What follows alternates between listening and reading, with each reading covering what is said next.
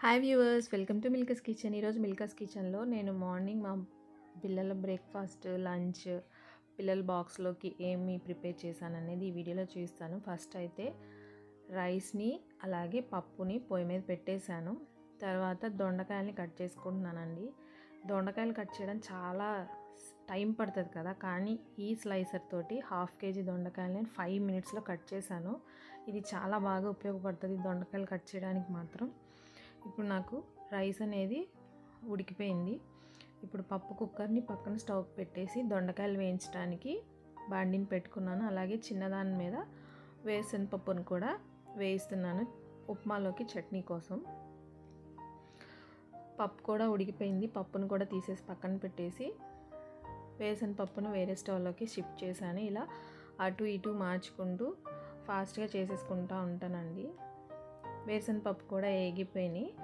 ఇప్పుడు పచ్చిమిరపకాయల కంటే ముందు నేను పప్పులోకి తాలింపు వేసేసుకొని ఆ తాలింపుని పక్కన పెట్టేసి అదే బాండిలో పచ్చిమిరపకాయలు వేపుదామని ఫస్ట్ తాలింపు వేస్తాను.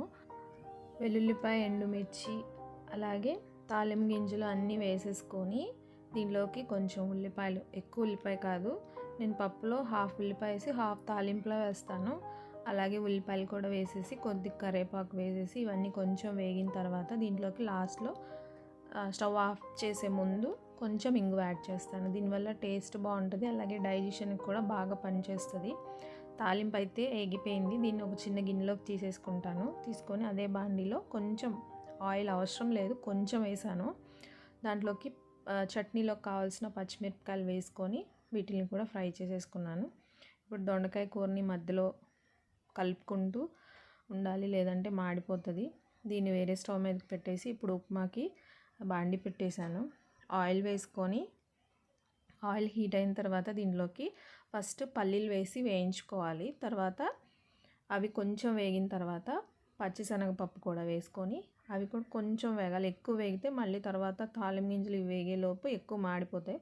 తర్వాత తాలింపు గింజలు అలాగే జీడిపప్పు వేసుకొని కొంచెం కలర్ మారే వరకు వేయించుకున్న తర్వాత దీంట్లోకి ఏంటంటే ఉల్లిపాయలు, పచ్చిమిరపకాయలు, అలాగే కొంచెం చిన్నది 1 ఇంచు అల్లం ముక్కని సన్నగా కట్ చేసుకొని యాడ్ చేసుకోవాలి. టేస్ట్ చాలా బాగుంటుంది. అలాగే కొద్దిగా కరివేపాకు, ఇవన్నీ వేసుకొని మంచిగా ఫ్రై అయిన తర్వాత దీంట్లోకి నేను 1 గ్లాసు రవ్వకి 3 గ్లాసులు వాటర్నే యాడ్ చేస్తాను.